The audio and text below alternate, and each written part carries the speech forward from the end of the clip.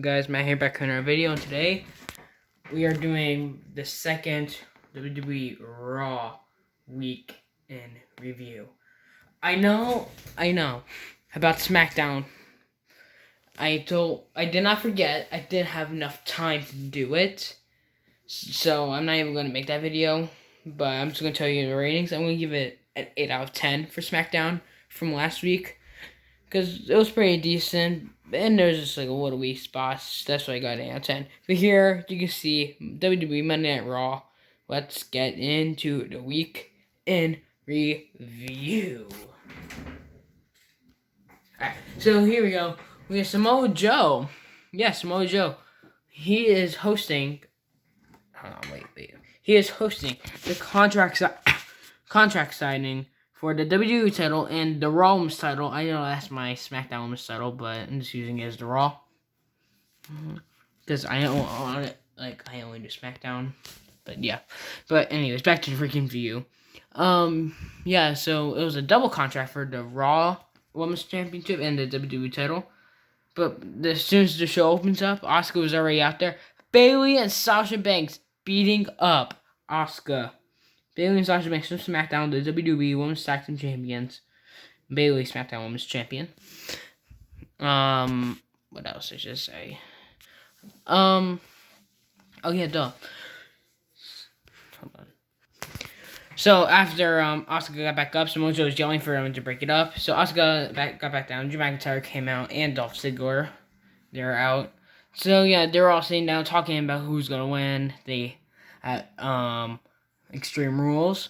And yeah, but then at the end, they started fighting again. Asuka was left standing. But Drew McIntyre, he was turned around. Dolph Ziggler tried a super kick, but as you can see, Drew McIntyre caught it. And Drew McIntyre almost went for a Claymore, but Dolph Ziggler got out of the way. And yeah, that was that moment. I thought that was pretty good. Moving over here. Big Show came out, but then during he was like talking and stuff. But then Zelina Vega came out as well with Andrade and Angel Garza. Yes, and they were just talking about like all stuff about like knowing bullshit. Excuse my language, still bullshit. But then Ric Flair came out, because they're... Oh yeah, I don't have Ric Flair figure. But still, Ric Flair came out giving them some advice, making fun of like Big Show, like how I used to respect you, no longer my best friend and stuff. And how Randy Orton is a legend killer. But then Angel Garza and Andrade snuck up from behind and almost attacked Big Show, but then Big Show took them out.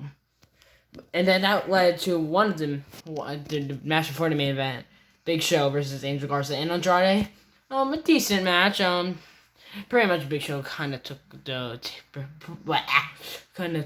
match for himself, if you know what I mean. He technically dominated, but yeah. But at the end, he did a choke slam. I'm not that good at setting up choke slams, so I just put a knockout punch. Because after he choke slammed, Andrade got 1, 2, 3, but then after he got a knockout punch, and I thought that was a decent match and a decent segment. And here we go. It was Akira Tozawa versus R-Truth in a short 24/7 title match. R-Truth actually got the title back. And they said he's a 47-time 24/7 champion. That's insane. We'll say that.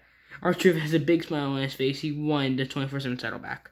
And yeah, from Akira Tozawa. And then the Ninjas tried to get it. R-Truth moved out of the way. And then, yeah, he was able to get away. And, yeah, and that was, okay, I guess. And backstage, let's just get to the Bobby Lashley crap. Bobby Lashley backstage talking to MVP, but then they came out, along with Apollo Crews came out. They're all talking like stuff that I don't really care about. But still, yeah. And then Bobby Lashley, he had a match against Ricochet, which is, okay, I guess. They need it. At least they brought Ricochet back on TV. And Cedric Alexander. But speaking of Cedric Alexander and Ricochet, they were backstage and R-Truth won the title. They hate R-Truth, like, you know, in real life they know he's smart, but on TV, they kind of make him, like, look dumb. And then, that's his personality, which his, you know what I mean. And then, like, they were talking along Cedric Alexander, Apollo Crews, and Ricochet. They're all talking. And then, yeah. And then that lead to this match. Pretty much Ricochet. He got a few moves out of this match, but Bobby Lashley technically dominated. Got full Nelson on Ricochet. Ricochet tapped out. And he wanted to get everyone, so he got Cedric Alexander into full Nelson submission. And, Bobby. Just why? Alright, let's just not talk about that. I thought that was okay. Just a quick thing, Charlotte Flair. They said she hurt one. I forgot what body part, but she will be out for a little bit. So we wish the best of luck for the Queen. So that's what they said there. Here we go. Seth Rollins wanted to give an apology to the Mysterio family, which were on the Titantron, Dominic and Rey Mysterio. And yeah, they said they don't really want to accept what Seth Rollins put the Mysterio family through. But then, oh yeah, and also, but before I continue, in the back, Rollins talking to Murphy about, I don't know, I don't really care. Yeah, then he came out, and they're just talking more about, like, apologizing and stuff, how Mysterio got to the Mysterio family and stuff. And then Aleister Black and Humberto Carrillo came out to confront Seth Rollins. And that one, and they could have said a couple words you probably already know if you watched Raw. Hopefully you did. Because I kind of forgot, but yeah.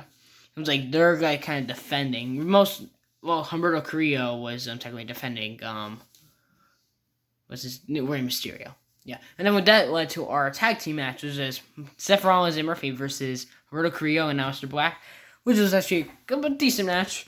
But then at the end, like, Murphy got a roll up, I think. I don't know.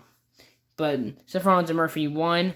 But then after they're attacking Humberto Carrillo, and Humberto Carrillo, they were about to do the same thing what they did to almost Dominic last week and last month to Rey Mysterio.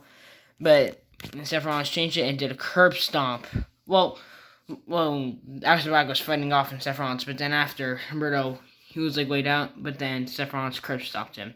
And I like this feud. I actually really like this feud. It's better than the Bobby Lashley feud, in my opinion, a little bit. But still, pretty good.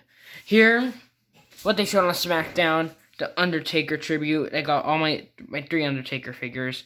The oldest, because it doesn't have any tattoos. Second oldest, and third oldest. Well, that one, I don't really know. It just looks like...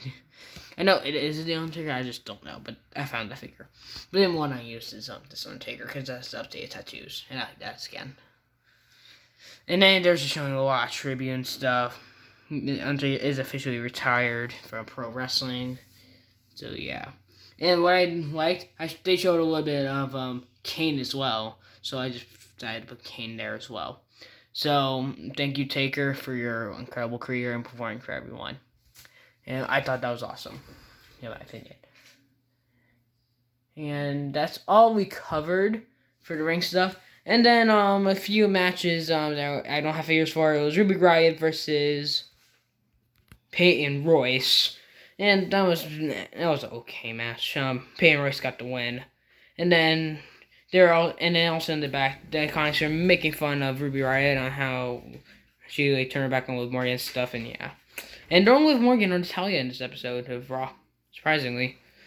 And then also, which I thought was, and that was okay, I guess. And what I thought was decent, it was the Street Profits. No, not Street Profits. They weren't on Raw last night tonight. But it was the Viking Raiders versus Angel Garza and Andrade, and that was an okay match. Andrade and Garza got the win. And I think that's it. Yeah, I think that's it, guys.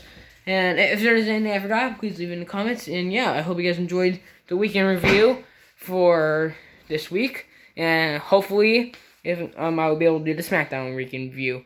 And yeah, and I'll see you guys in the next video. Matt is out.